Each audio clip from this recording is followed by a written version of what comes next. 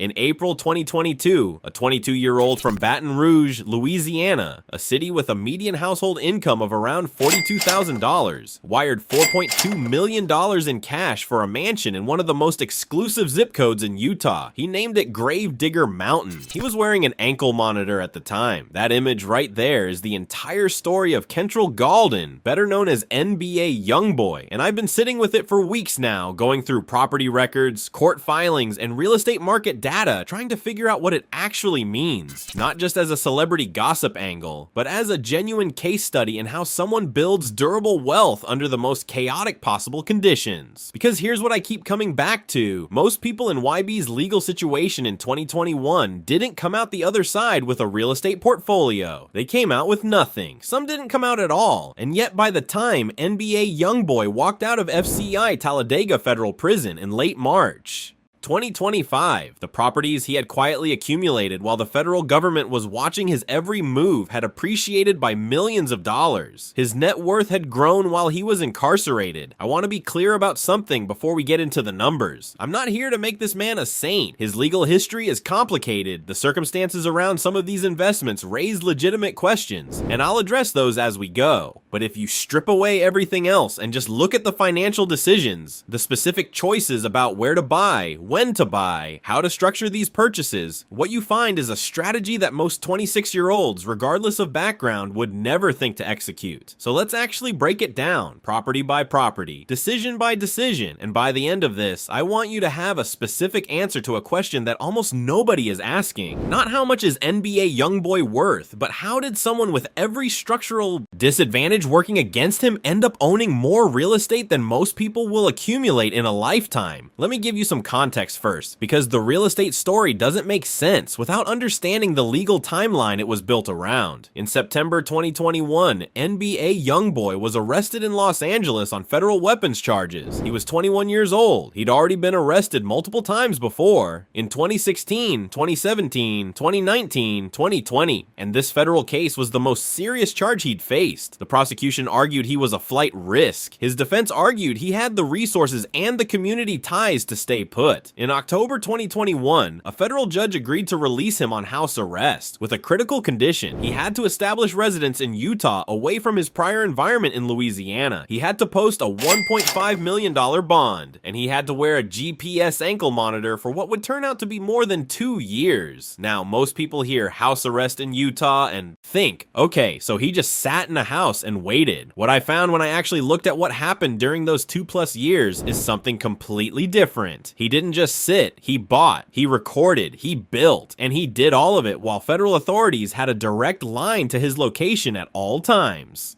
That context matters, because every real estate decision I'm about to walk you through happened inside that window or was directly shaped by it. The first property is the one everyone knows about, and it's worth spending real time on because the details tell you a lot about how YB thinks. Olympus Cove is a neighborhood in the foothills above Salt Lake City in a suburb called Mill Creek. If you've never been to Utah, picture the kind of place where the houses are set back from the road, the driveways are long, and the neighbors are orthopedic surgeons and tech executives who moved from California. The average home price in Olympus Cove sits around $2.8 million.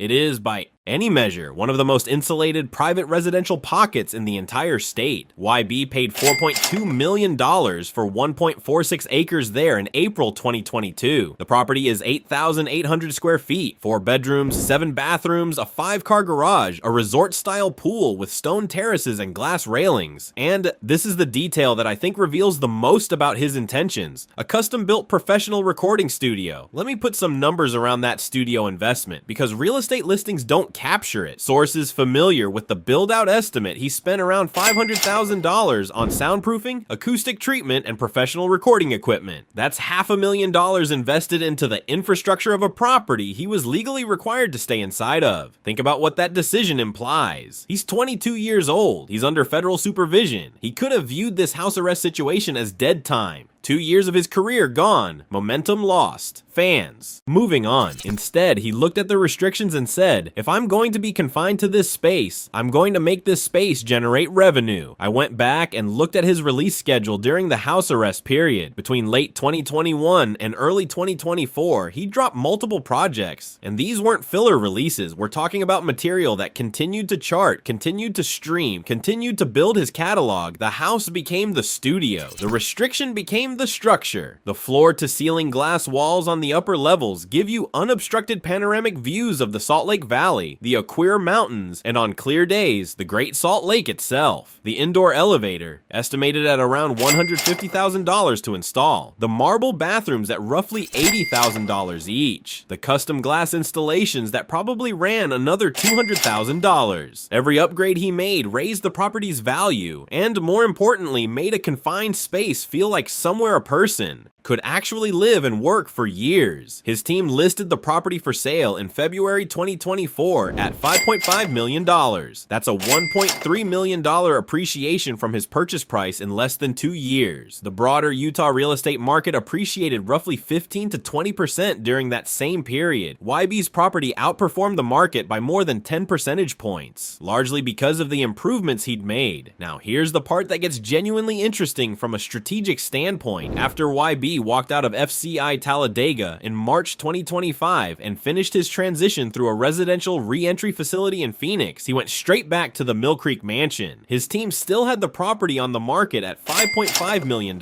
He moved back in anyway, and with armed private security posted on the grounds around the clock at an estimated cost of $50,000 per month. Most people read that and think he just couldn't let go of the house. What I think is actually happening is more calculated than that. By living in a property that's simultaneously on the market, he's signaling to potential buyers that this is a home worth coming back to. He's also testing whether the $5.5 million February 2026 listing price is the ceiling or the floor. In the luxury real estate market, a property that generates buzz, that people are talking about, that has a documented story attached to it, can absolutely sell above asking price in a competitive situation. The $50,000 monthly security cost is not sentiment. It's a holding fee on an asset he thinks has more room to run. While everyone was watching the Mill Creek situation unfold in 2022 and 2023, YB was making a second Utah acquisition that almost nobody noticed until after the fact. The property is in Huntsville, Utah, a small rural town in Ogden Valley, about an hour north of Salt Lake City. This is not celebrity real estate territory in the traditional sense. Huntsville is known for skiing access, mountain views, and the kind of privacy you simply cannot buy in Los Angeles or Miami at any price. The population is under 700 people. YB bought a property there in 2023 on several acres.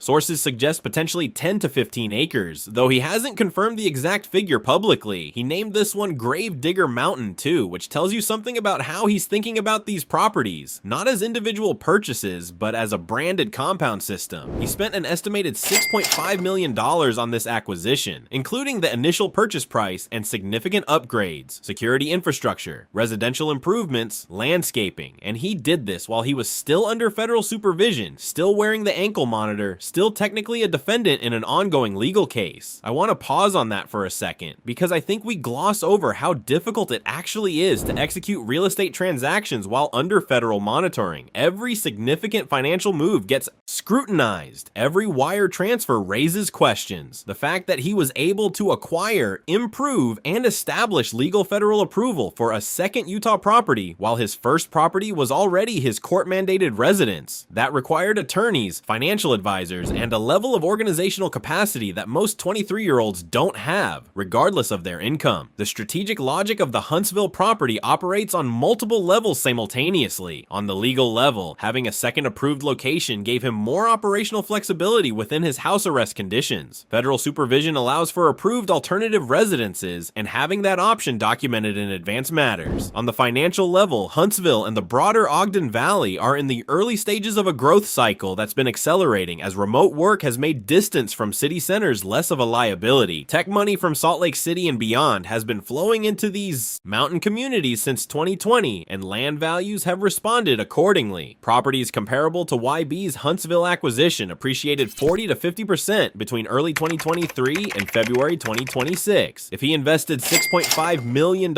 he's potentially sitting on $8 to $12 million worth of property as of this recording. On the brand level, and this is the layer I find most interesting, naming both properties, Gravedigger Mountain creates a real estate identity. It's not just two houses, it's a compound, it's a concept, and concepts have different valuation dynamics than individual properties. Before we get to the numbers that will shape the next decade of his portfolio, I need to go back to where all of this started, all the way back to the beginning. 3863 Chippewa Street, Baton Rouge, Louisiana. There's a Google Street View image, and it surfaced around 2020 when people started digging into his background, showing a young Kentrell Galden, maybe 13 years old, standing in front of a house on this block. The house is modest. The neighborhood is the kind of place that real estate listings describe as up and coming for 30 years without ever quite arriving. The median home value in this part of Baton Rouge sits somewhere between $100,000 and $200,000 depending on the specific block. YB grew up here. He got arrested here in 2020 when his career was already generating serious money and his legal troubles were already compounding. And then, quietly, he started buying here. According to sources close to his team, he's bought at least 3 to 4 additional properties in this neighborhood since 2021. Quietly, with no press releases, no announcements. Total Baton Rouge investment, somewhere between $800,000 and $1.2 million. Against a net worth estimated at $500 million, that's a rounding error, so why do it? I've been thinking about this one for a while, and I want to give you my honest read rather than just the flattering interpretation. The flattering interpretation, and it may well be true, is that this is community investment, that YB is doing what very few wealthy people from distressed neighborhoods actually do, which is cycle money back into the specific blocks that produce them rather than using wealth as an escape velocity to somewhere else entirely. Neighbors in that area have described watching construction crews work YB's properties for months at a stretch. Plumbing, electrical, security systems, cosmetic upgrades. The investment is visible and ongoing. If he continues buying and improving at this pace, he could meaningfully shift the economic gravity of several blocks. And that kind of celebrity-driven neighborhood transformation has historically produced 200 to 300% appreciation over a decade. The more complicated interpretation is that real estate in your childhood neighborhood is a particular kind of asset, one that carries psychological weight beyond its financial return. When you grow up without stable housing, without ownership, without the sense that the ground beneath your feet belongs to you, owning that ground later becomes about more than investment returns. It becomes about permanence, about saying, I was here and I'm still here, and this place is mine now in a way it never was before. I think both things can be true at once, and I think the Baton Rouge purchases, more than any other part of this portfolio, are the ones that will matter most to him personally in 30 years, regardless of what the numbers do. As of February 2026, his Baton Rouge holdings carry an estimated value of around $1.5 to $2 million. If the neighborhood transformation thesis plays out, that could be $3 to $5 million within a decade, but I genuinely don't think that's why he bought them. Now I want to talk about Los Angeles, because this chapter of the story is the one that doesn't fit the genius investor narrative, and I think it's actually the most important one for understanding how he got to where he is today. In 2018, YB was 18 years old and ascending fast. His music was everywhere. His streaming numbers were climbing in ways that hadn't been seen from a southern rapper at that stage of a career since the early Lil Wayne era. And like a lot of young artists with sudden money and sudden visibility, he wanted to be in Los Angeles. Not because it made financial sense, because it felt like where you went when you'd made it. There's a specific psychology at work in that kind of decision that I think is worth naming, because it's not unique to YB, and it's not unique to rappers. When you come from very little and you suddenly have a lot, the first impulse is to demonstrate it to yourself as much as to anyone else. Los Angeles is the city the entertainment industry built specifically to host that impulse.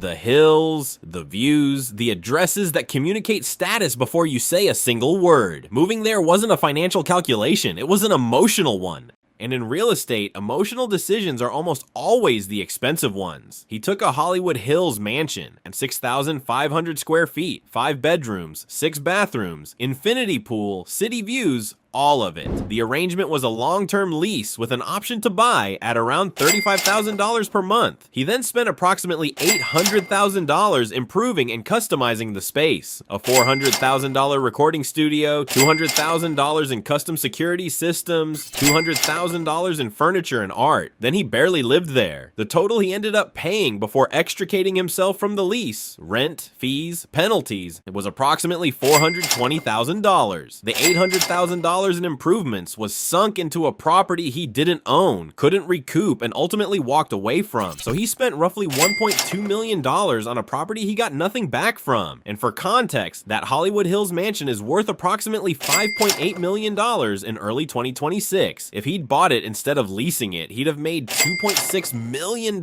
in appreciation alone. That's the version of the story that sounds like a near miss. But I want to push back on that framing a little because I think the cleaner version of events, if only he'd bought instead of rented, misses what the LA period was actually teaching him. The issue wasn't the lease versus purchase decision. The issue was the city itself. LA, as a home base for someone with YB's security profile and legal history, is an expensive proposition regardless of whether you're renting or owning. The visibility, the access, the constant proximity to people and cameras and situations, all of that has a cost that doesn't show up on a mortgage statement. Now, I've seen people try to reframe his LA departure as secretly brilliant, as if he somehow knew he'd use this experience to justify moving to Utah later, and that the math works out because Utah was cheaper. I don't buy that framing. The LA situation was a financial mistake. It was the kind of mistake that 18-year-olds with too much money and not enough structural support make when nobody around them is telling them to slow down. But here's what I will say about it. He only made that mistake once. The specific lesson he pulled from the LA experience, that visibility costs money, that living in a city where people can see you and reach you and document you creates financial and personal security vulnerabilities, shaped every single real estate decision he made afterward. He didn't go from LA to Atlanta. He didn't go from LA to Miami. He went to Utah, to a neighborhood where the average resident is a retired engineer and the nearest paparazzi is 4 states away. Consider what comparable properties would have cost him in the markets his peers chose. In Atlanta, and where a significant portion of the rap industry has migrated over the past decade, a property equivalent to his Mill Creek mansion would have run $8 to $12 million.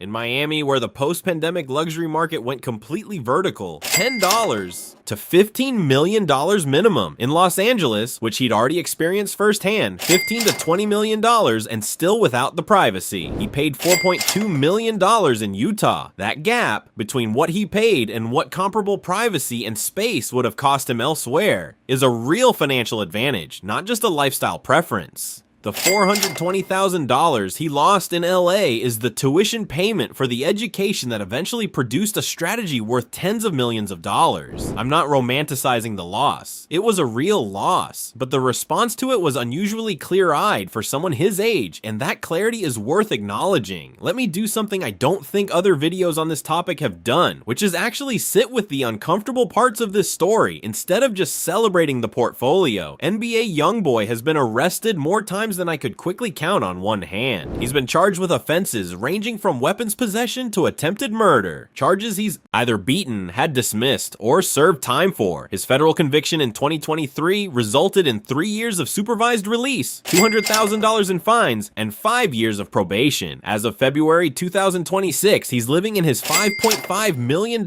Utah mansion under federal supervision. The question I keep getting in my comments, and at finance_Dre put it most directly last week when he wrote, "Why are we celebrating a convicted felon's investment portfolio? This is a legitimate one, and I want to actually engage with it rather than skip past it." Here's my answer. Understanding how something works is not the same as endorsing it. I can analyze the financial architecture of YB's real estate decisions without concluding that his legal history doesn't matter, or that the harm associated with some of his conduct is irrelevant. Both things exist in the same space. A person can make genuinely intelligent financial moves and and also have a genuinely problematic record. Those aren't mutually exclusive. I think is actually worth examining, like particularly for anyone watching this who is younger and trying to figure out how wealth building works, is the specific mechanics of what he did separated from the biographical drama around it, because the mechanics are transferable. The drama is not. The mechanics are buy-in markets with structural tailwinds before those tailwinds are obvious to everyone. Invest in improvements that raise an asset's productive capacity, not just its aesthetic value. Use constraints as design parameters rather than obstacles. Diversify across multiple properties rather than concentrating everything in one bet. And when you make a mistake, extract the lesson and don't repeat it. Those principles work whether you're a rapper from Baton Rouge or a software engineer from Columbus, Ohio. Let me walk you through where the portfolio actually stands as of February 2026 based on the most current data I've been able to pull together. The Mill Creek Mansion is listed at $5.5 million.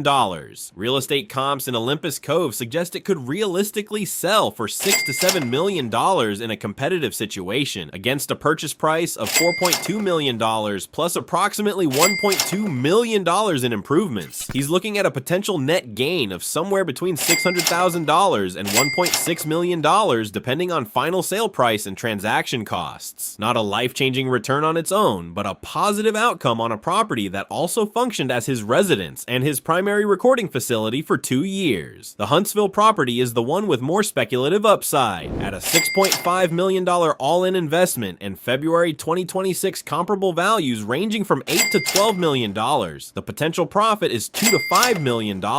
Given the pace of development in the Ogden Valley and the continued migration of high-income earners out of coastal cities, I don't think the $12 million ceiling is unrealistic within the next 3 to 5 years. Baton Rouge is a long-term hold. The $1.2 million invested there isn't going to generate returns on a short timeline. And honestly, I don't think it's supposed to. This is patient capital, the kind you put in a place because you believe in a 20-year trajectory, not a 2-year flip. The undisclosed properties are the wild card. People in the luxury real estate industry who work with high net worth artists and athletes consistently say that what shows up in public records is rarely the complete picture. LLCs, family trusts, property held under management company names. There are a dozen structural vehicles that keep real estate off the public radar. Conservative industry estimates suggest YB likely has another $10 to $15 million in holdings that haven't been publicly documented. I want to be transparent about the limits of that estimate.